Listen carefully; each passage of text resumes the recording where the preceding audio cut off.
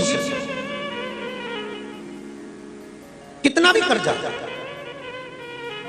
कोई धन लेकर भाग भी गया तो भी करो, बट वृक्ष के नीचे दही के शिवलिंग का निर्माण करो और दही के शिवलिंग का निर्माण कर कर उसका पूजन करो, उसकी आराधना करो और बाद में उस शिवलिंग की पूजन आराधना कर कर उससे विनती कर कर उस पे काली तिल समर्पित कर कर जिस व्यक्ति से पैसे वापस बुलवाना है या कर्जा चुकाना है, काली तिल शिव को समर्पित कर कर उस दही के शिवलिंग पर फिर पूजन करने के बाद उस शिवलिंग को विसर्जन करो।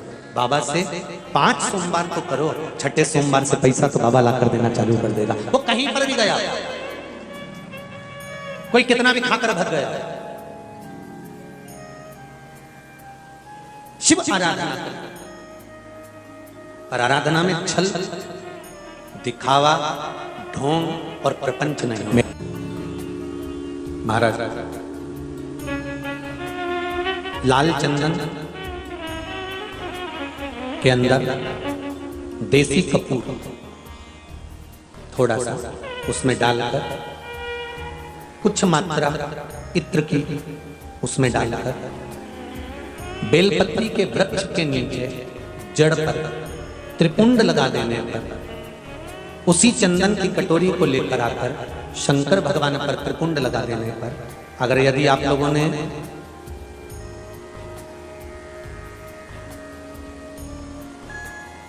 अग्नि पुराण को और लिंग पुराण को और भविष्य पुराण को पढ़ा होगा तो उसमें वर्णन आता है भविष्य पुराण के अंतर्गत कि भगवान को लगा हुआ चंदन ही हमें मस्तक पर लगाना चाहिए, भगवान को लगाया गया कुंकू ही हमें मस्तक पर लगाना चाहिए।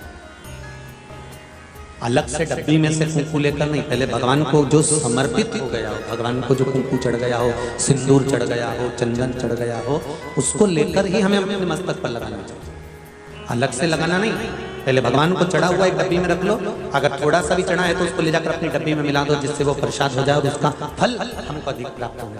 लाल चंदन, थोड़ा सा इत्र, कपूर देसी मिला हुआ, बेलपत्री की जड़ में त्रिकुंड, उसी चंदन को लाकर शंकर भगवान को त्रिकुंड, और शंकर भगवान को त्रिकुंड लगाने के बाद अशोक सुंदरी का जो स्थान होता है, ये शिवलिंग है, सामने अशोक सुंदरी है, इधर कार्तिकेय, इधर गणेश, कार्तिकेय से लेकर गणेश जी महाराज तक त्रिकुंड उसी चंदन को, जो चंदन कटोरी हुई, पहला चंदन का त्रिकुंड बेलपत्री का वृक्ष, दूसरा शिवलिंग, तीसरा त्रिकुंड स्कंद देव कार्तिकेय देव के स्थान से लेकर गणेश जी के स्थान तक अशोक सुंदरी को होकर लगाया जाए, और उसी त्रिकुंड की उंगलियों को जो लीवर किडनी जिसकी डैमेज हो रही हो, डायलिसिस चल रहा हो, तकलीफें चल रही हो, भोजन नहीं पच रहा हो, उदर में पेट से जुड़ा हुआ जो तकलीफ हो, उस व्यक्ति को मस्तिष्क पर, वक्षस्थल पर और उदर के दोनों भाग पर और नाभि को उससे थोड़ी ऊपर पर त्रिपुंड का भाग लगाना चालू कर देना चाहिए। धीरे धीरे 20 से 22 दिन लगेंगे और आपको बाबा चाहेगा तो आराम लगना प्रारंभ हो। ये शिव एक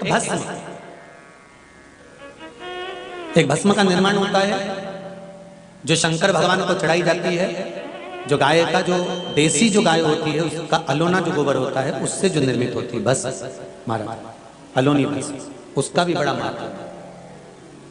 अलोनी भस्म आज भी नियम है, गणेश जी को ढेर सारी दुबा चढ़ाने की जरूरत नहीं है। शिव जी ने एक दुर्बा गणेश जी को दी थी, इसलिए एक दुर्बा गणेश जी को चढ़ा दो तो गणेश जी स्वीकार कर लेते हैं। ढेर सारी चढ़ाने से कोई लाभ नहीं है कि बहुत सारी चढ़ाएंगे तो गणेश जी राजी होंगे। तो कुबेर जी ने चलते चलते बहुत सारी उठा ली थी, गणेश जी को ले जाके दे दी, लो प्रभु ये। कहां चढ़ाते हैं दुर्बा? गणेश जी का जो दांत टूटा है उस दांत की ओर गणेश जी को दुर्बा समर्पित करी जाती है। इसलिए हमारे हिंदू धर्म में 2 तरह के गणेश जी का प्रमाण कहा जाता है, एक राइट सूंड के गणेश, एक लेफ्ट सूंड के गणेश। राइट सूंड का जो गणेश होता है वो घर में रखा जाता है, और लेफ्ट सूंड का जो गणेश होता है वो अपने ऑफिस में, व्यापार की जगह पर, दुकान में, धंधे में, पानी में, सर्विस में, नौकरी में लेफ्ट सूंड का गणेश रखा जाता है। जिसकी दुकान, व्यापार, व्यवसाय में अगर राइट सूंड का गणेश रखा जाता है तो लक्ष्मी आती है पर टिकती नहीं है। इसलिए घर में सीधी सूंड का गणेश और दुकान, व्यापार, व्यवसाय में, ऑफिस में उल्टी सूंड का, 2 गणेश। तो इसका मतलब ये थोड़ी ना कि तुम्हारे घर में गणेश जी बैठा तो तुम उठा के कोई बदल लिया, यहाँ कहाँ दिया, यहाँ कहाँ दिया। अब रखे रहने। हमेशा याद रखो, गणेश चतुर्थी के बाद अनंत चतुर्दशी पर जब गणेश जी का विसर्जन करते हैं तो गणेश जी की 2 धर्म पत्नियां, वैसे तो गणेश जी की कुल मिला के 5 पत्नी, कितनी है गणेश जी की? 5 पत्नी। पहली श्री, दूसरी तुष्टि, तीसरी पुष्टि, चौथी रिद्धि और 5वीं सिद्धि। कितनी है? 5। ये व्यक्ति के नाम के आगे जो लिखा रहता है ना श्रीमान, ये श्री संबोधन कहां से आया? और एक पीछे लिखते हैं, जैसे नाम के आगे लिखते हैं श्री और पीछे लगाते हैं जा में ई की मात्रा जी, लिखते हैं कि इधर नहीं लिखते? लिखते हैं श्रीमान अग्नि प्रसाद जी, श्रीमान बद्री प्रसाद जी, श्रीमान हरीश प्रसाद जी। तो श्री आगे क्यों आया और जी पीछे क्यों आया? कौन ने लगाया, किस लिए लगाया, कौन ने बताया कि आगे श्री लिखो? किसी के नाम के आगे जी लिख दे, पीछे श्री लिख दे, मर्जी अपनी, अपन कुछ भी लिख सकते हैं। और किसने कहा कि आगे श्री लिखो? क्योंकि गणेश जी महाराज जब विवाह करने जा रहे थे और गणेश जी की जब बारात जा रही थी तो यमुना जी के तट पर गणेश जी की प्रथम पत्नी श्री गणेश जी के चरण पखारने के लिए खड़ी हो गई। और प्रथम गिनती में जब गणेश जी चलने लगे तो श्री ने उनके चरणों को रोक लिया और कहा, प्रभु मैंने आपका आवाहन करा है, मैं आपको अपने पति के रूप में देखती हूँ। भगवान गणेश जी ने कहा, तूने प्रथमता में मुझे पाया है, जिसके नाम के आगे तेरा संबोधन लगा रहेगा वो जगत में प्रसिद्ध होता चले जाएगा। इसलिए श्रीमान लिखा जाता है। अब जी का संबोधन कहां से आया वो भी समझ लीजिए। हर कहीं से थोड़ी लगा दिया जाता है कि जी कहां से आ गया। एक पत्नी भी लगाती है जी, तो जब वो बोले ए जी तो तुरंत खसक लो जी, नहीं तो 500 गया जी। उसके जी में थोड़ा भारीपन है।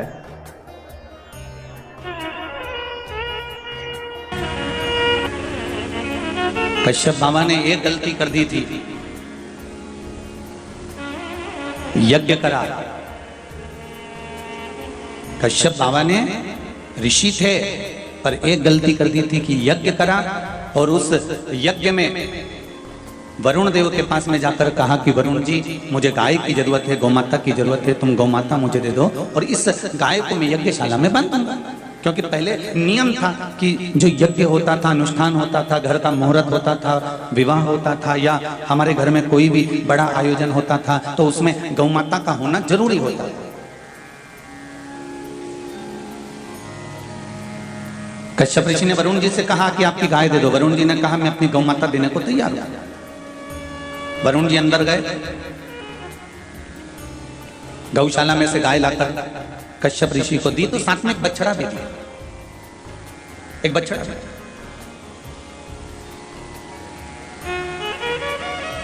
अब कश्यप ऋषि ने कहा कि हमको केवल गाय चाहिए, इस बछड़े से हमें कोई मतलब नहीं, इस बछड़े को हम लेकर नहीं जाएंगे। हिंदू सनातन धर्म की शास्त्र रीति कहती है कि जब गाय का दान दिया जाता है, गौमाता का दान दिया जाता है तो गाय को अकेली नहीं दिया जाता। ये हमारा सनातन धर्म कहता है गौमाता का दान हमेशा बछड़े के साथ किया जाता है। बहन मायके आती है ना और बिना भांजा भांजी किया जाती है तो वो श्रेष्ठ नहीं लगती। बहन बेटियां जब मायके आए और साथ में अपने बच्चों को लेकर आए मामा और नाना के घर में तो बहन की भी शोभा होती है और मामा और नाना की भी शोभा होती है। बिना बच्चों के मामा और नाना का घर भी बहन के लिए शोभित नहीं होता। और कोई मामा नाना अगर तुमसे कह दे कि जीजी तेरी औलाद बहुत मस्ती करती है, इसको घर छोड़कर आया कर, तो बहनों से निवेदन है कि ऐसी जगह जाना भी नहीं जहां बछड़ों के लिए जगह ना हो।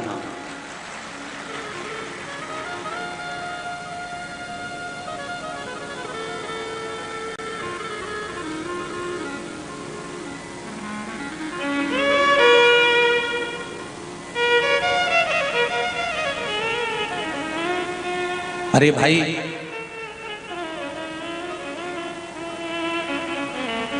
कश्यप ऋषि ने वरुण देवता से कहा कि आप मुझे केवल गाय दीजिए, और वरुण देवता कह रहे हैं कि मैं गाय अकेली नहीं दे सकता, मैं गाय दूंगा तो आपको ये बछड़ा लेकर जाना पड़ेगा। तो क्या मुझे बछड़ा चाहिए, मुझे तो गाय से मतलब है। अब कश्यप ऋषि गाय ले जाना चाहते हैं पर बछड़ा नहीं ले जाना चाहते। तो वरुण जी ने कहा कि मैं हाथ जोड़कर निवेदन करता हूं कि मैं ये गाय नहीं दे सकता, अगर बछड़ा नहीं लोगे तो मुझे गाय देने से मतलब क्या।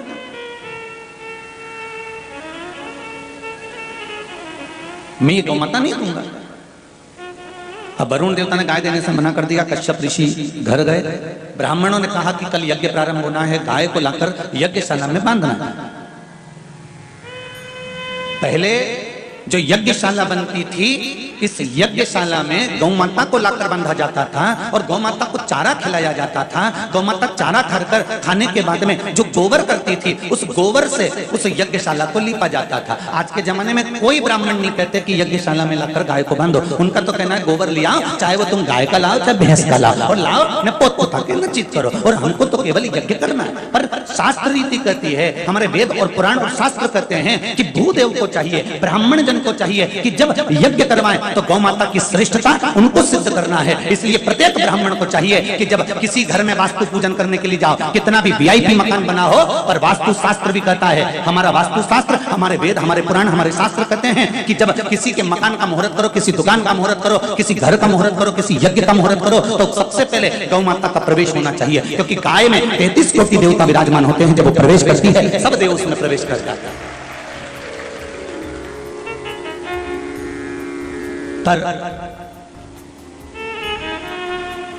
आज का जमाना जरा फैशन का हो गया, गुरुजी गाय को अंदर लाएंगे और वो गंदगी कर देगी, पूंछ अगर घुमा के फेंक दी ना तो दीवार पे छींटे पड़ जाएंगे। शिव महापुराण की कथा कहती है, नर कपड़न से डरत है, नर कपड़न से ना।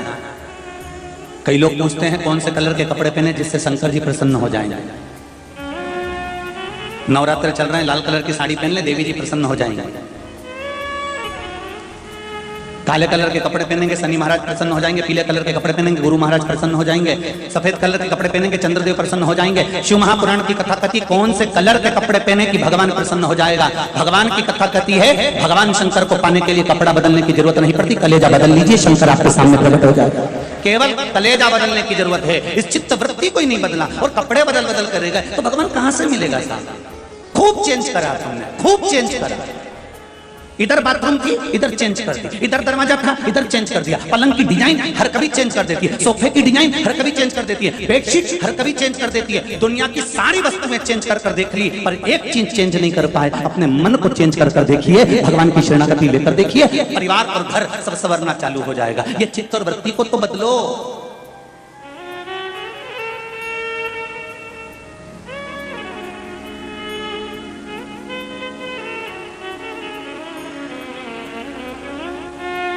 कश्यप ऋषि ने जैसे ब्राह्मणों से कहा तो ब्राह्मणों ने कहा गाय को बांधना जरूरी है, गोमाता को लेकर आओ यहाँ बांधो। ब्राह्मणों से कश्यप ऋषि ने कहा बिना गाय के क्या यज्ञ नहीं होगा। ब्राह्मणों ने कहा जहां गाय नहीं वहां ब्राह्मण नहीं, जहां गौ नहीं वहां यज्ञ नहीं। बड़े खुश हुआ करो रायसेन वाले, बड़े प्रसन्न हुआ करो जिस दिन तुम्हारे दरवाजे पर गौ माता आकर खड़ी होती है और तुम हाथों से एक रोटी उसको खिलाते हो, उससे बढ़कर दुनिया का कोई सौभाग्य नहीं होता। महाराज तुम्हारे दरवाजे पर गौ माता आकर खड़ी होती है और तुम उसको एक रोटी खिलाते हो, उससे बढ़कर कोई सौभाग्य नहीं होता। तुम्हारे दरवाजे पर गौ माता के लिए एक बाल्टी पानी भरकर रखते हो, गाय पानी पीती है, उससे बढ़कर कोई सौभाग्य नहीं हो सकता। तुम्हारे दरवाजे पर गौ माता अपनी श्वास छोड़कर जाती है, उससे बड़ा कोई यज्ञ नहीं हो सकता। तुम्हारे दरवाजे पर आकर गौ माता गौमूत्र कर जाती है, उससे बढ़कर कोई धन और दौलत नहीं हो सकती। तुम्हारे दरवाजे पर आकर गौ माता अगर गोबर कर जाती है, उससे बढ़कर कोई धन और संपदा नहीं हो सकती। जिसके दरवाजे पर गौ माता रोज आकर खड़ी होती है और दरवाजे पर आकर एक रोटी खाकर तुम्हारे दरवाजे से जाती है, उस घर को दुनिया का कोई व्यक्ति बर्बाद नहीं कर सकता, कोई उस पर उंगली नहीं उठा सकता। अब सेवा तो करो।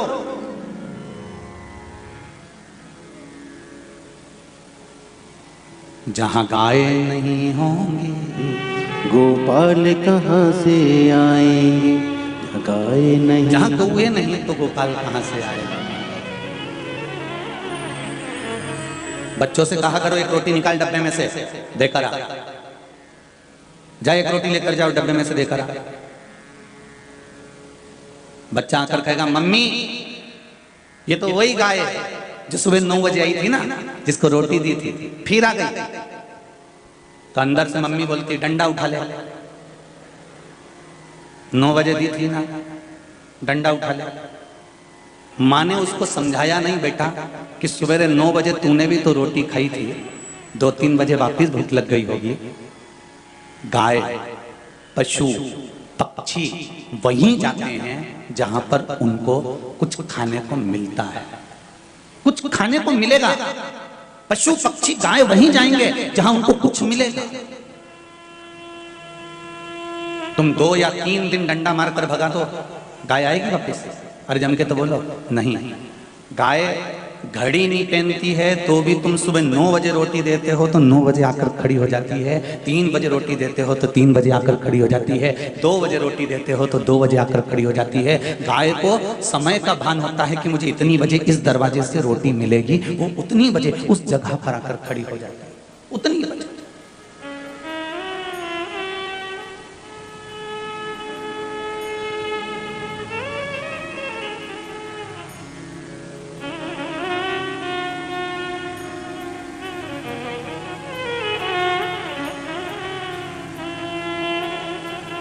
ढूंढो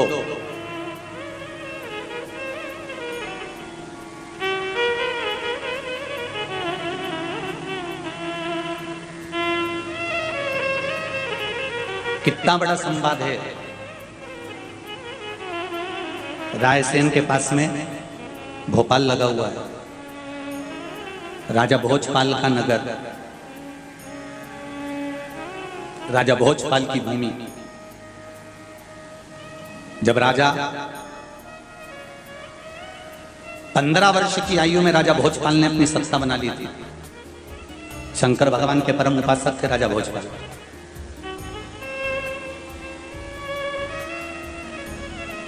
जब राजा भोजपाल 22 वर्ष की आयु में आए तब एक वन में गए तो बहुत सारे ब्राह्मणों को साथ में लेकर तीर्थ करने जा रहे थे। गौओं को भी साथ ले गए, गाय बछड़े सब। घने जंगल में पहुंचे तो सूचना मिली कि कोई आक्रमण करने वाला राजा आक्रमण करने वाला है मालवा पर। तब राजा ने अपने सारे जितने लोग आए थे उनसे कहा कि अब अपने कोई जंगल से वापस बाहर निकलना है और जल्दी से निकलना है, समय नहीं है, अपने मालवा में वापस पहुंचना है, मुझे अपने भोपाल में भोजपाल में वापस इस भूमि पर पहुंचना है और शीघ्र पहुंचना है। इतने विद्वान विद्वान ब्राह्मण आए हुए हैं, इतने सारे सैनिक हैं, इतने बड़े मंत्री संतरी कलंतरी सारे यहां पर आए हुए हैं, शीघ्र से मुझे अपने भवन में अपने राजभवन में पहुंचा दो, बस जल्दी करो। अब सारे मंत्री जितने भी संतरी जो लगे थे सबने विचार करा कि रास्ता ही भूल गए, इतने जंगल में तो पड़े, कौन सा रास्ता पास का होगा, कौन से रास्ते से जाया जाए, किस मार्ग से पहुंचा जाए, करा क्या जाए, विचार में पड़ गए। तब जब सब हार गए तब राजा भोजपाल ने कहा कि यदि जल्दी निर्णय नहीं हुआ तो मेरा पूरा राज बर्बाद हो जाएगा, मुझे शीघ्र अपने नगर पहुंचना है। तब एक बूढ़ा ब्राह्मण उठकर बोला, महाराज इतनी गायों उनको बांध कर रखा है, सब गाय के बछड़े हैं, एक जो लाल कलर की गाय है उसका बछड़ा नहीं है, जल्दी जल्दी में बछड़ा घर पर छूट गया है। महाराज एक काम करते हैं, इस गाय को छोड़ देते हैं, गाय के पीछे सेना चलेगी, अपन सब चलेंगे, और गाय यह विश्वास है कि अपने बछड़े के बिना नहीं रह सकती, तो रंभाती रंभाती रंभाती रंभाती तुरंत आपके नगर में पहुंच जाएगी। और गाय को छोड़ा गया और गाय भागती हुई चली और सेना जो चली, कहते हैं केवल 24 मिनट लगे थे और जंगल से बाहर राजा भोज अपनी सेना के साथ आक्रमण के लिए तैयार खड़े थे। सेना तैयार, कुछ क्षण में, कुछ पल में, कुछ घड़ी में, केवल एक गौ माता के पीछे चलने पर वापिस अपने राज्य को बचाया जा सकता है।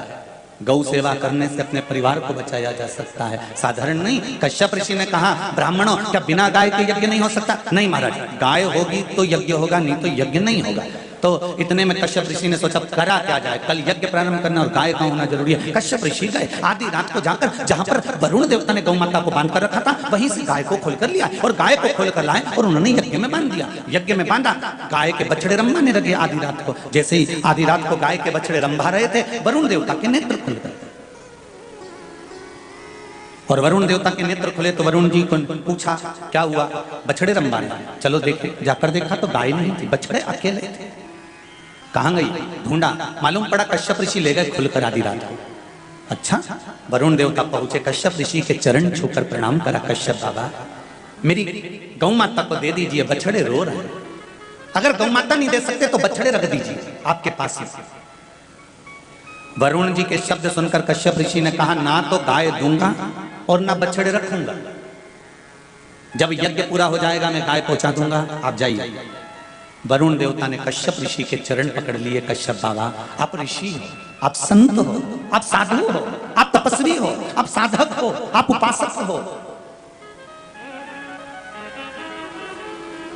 एक संत यदि अपनी मर्यादा भूलेगा, एक साधु एक गुरुजन अपनी मर्यादा भूलेगा तो राष्ट्र कहां जाएगा?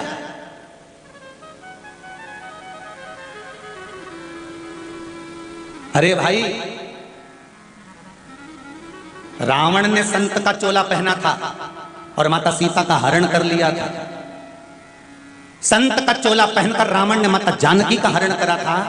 एक बार रावण ने उस संत के चोले को ऐसा बदनाम कर दिया कि आज भी कुंभ के मेले में सबसे पहले संत नहाते हैं तो भी आज तक वो चोला साफ नहीं हो पा रहा, तो भी आज तक वो चोला साफ नहीं हो पा रहा। और कितना पकड़ने का प्रयास कर रहे, फिर टीवी खोलो न कहीं का संत सामने आ जाता है गलत कर्म करते हुए। आज तक वो चोला साफ नहीं हो पा रहा। कारण क्या हो रहा है? कारण क्या है?